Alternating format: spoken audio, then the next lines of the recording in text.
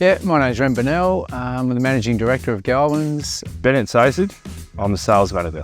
My name is Callum Leam and I am a Purchasing Officer. Hello, my name is Joel. I work here at Galvins in counter sales. My name's Ben Jones and I'm a Director at Galvins Plumbing. Galvins is a family-based company. Obviously, it started in 1933 during the end of the Depression and such. The Galvins predominantly is a supplier to our plumbing industry around Australia, supplying materials, goods, services, that sort of stuff. I've been in the game for 90 years this year, which is pretty exciting, celebrating our 90 years into our fourth generation. Basically, there was one branch back then. There's 23 branches now, 24 now, actually. So yeah, it's been a fantastic ride on a great family business, yeah. The values were really installed by John Galvin, who was the guy that really drove the business. You know, his father Roy started the business. John was the one that really drove the business. He was a big believer in our biggest asset, his staff. We all sell the same things, the buildings are all the same, so to us it's always been about our staff, and we've been very fortunate to have great people in the business, including their families and their extended friends and that sort of thing. So part of that was obviously, as we progress as a business and grow as a company, is how do we offer more to the staff? You know, and what can we do, you know, to keep that staff going? So the difference is, I believe in Galvins is our people. You know, we've got great people, young and old. We've got some legacy people that have been here 50 years and some new staff that have been fantastic. So yeah, we've got a really good story. So I was probably 18 at the time and I just dropped out of uni and I needed a job, otherwise Mum would kill me because I dropped out of uni. So my mate said, give Ren at Galvins a call, and I did, and then basically the next week I started at Galvins, and yeah, the rest is history. I've been here for the last 14 years. Started in dispatch, then I went to purchasing, then goods inwards. Been here for the last 7 years in counter sales, so basically my background here. I started when I was 15, so it took me a good couple of years to get into sales, but once I was there, I was okay, yeah. I feel I come across pretty genuine. I'm there more to try and support their business and sort of support us in the same breath. Culture here is probably the best I've seen it, I reckon, ever. And that's a full credit to the senior management team and what we're trying to create here as a team. Yeah, I think a key thing at Galvins is there's a real sort of open door policy with all the managers. So anyone from Ren down, basically, the guys know you can just drop into their office and, you know, speak your mind. And if you've got issues like about the company or personal life, you know, nothing's off limits, basically. The banter here is incredible. We all hold a pretty high standard work ethic and we all raise the bar in terms of service and what's needed for this business to keep moving forward. The main thing is we spend so much time here or at the branches, so have fun along the way, but we all know what's expected.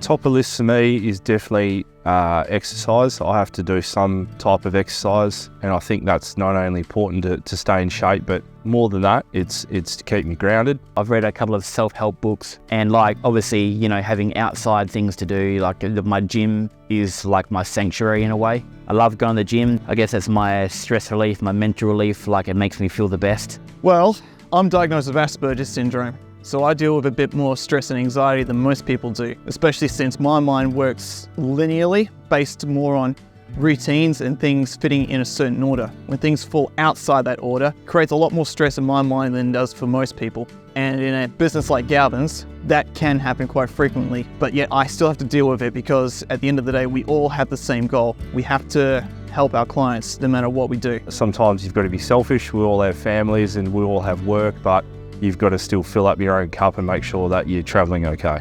I simply have someone to talk to whenever I need to.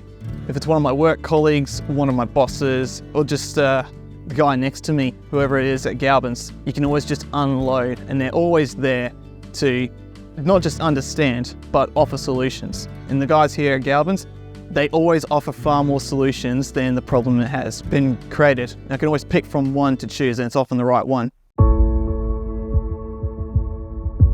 I think given the industry we're in and our staff, traditionally it was very old school. You know, male dominated, don't talk, you're tough, work hard, all that sort of stuff. Seeing staff come through, us progress and mature as a business with our staff internally and our clientele, seeing the struggles that a lot of people go through now, and you could either put your head in the sand and say, rah, rah, rah, we're tough, this doesn't happen, just get over it. Or you can identify that there is a real issue, and the best way to do it is engage, speak about it, get it out in the open. I think there's been a focus for a long time on, physical health, and we've got, things in place to like make sure people are fit and eating well and all that. But mental health, particularly in our industry, is something we don't talk about at all, particularly as guys, I think.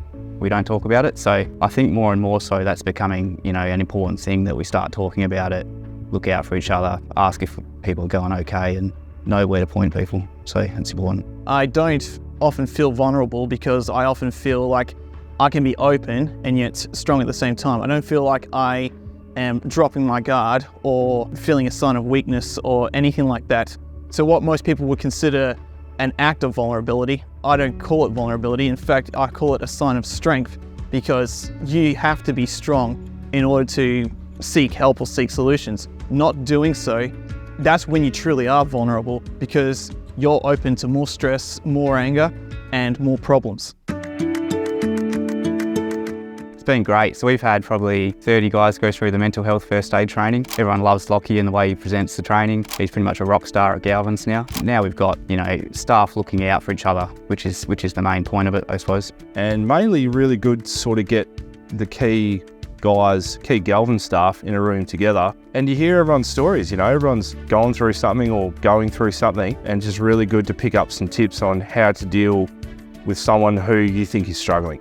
The feedback from the staff has been amazing from the very first one we did, and to be honest, it's maturing us as a company. So whilst you're saying we're benefiting and helping you guys, it's a two-way street for us, and it's been, as far as a social side for us as well, it's been really cool to be able to give back, but also watch our guys grow and mature.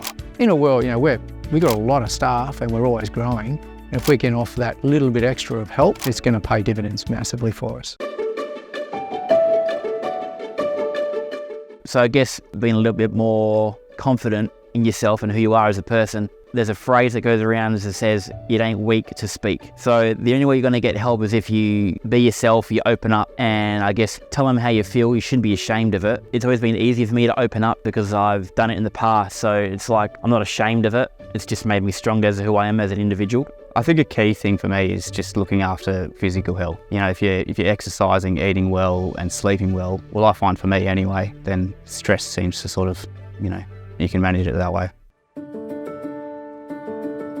Okay, so business-wise, we want to grow. I'm really fortunate. The Galvin family are all about the staff growing the business and, moving from 4th generation where we're at now to 5th to 6th, continuing to bring this legacy, which is awesome.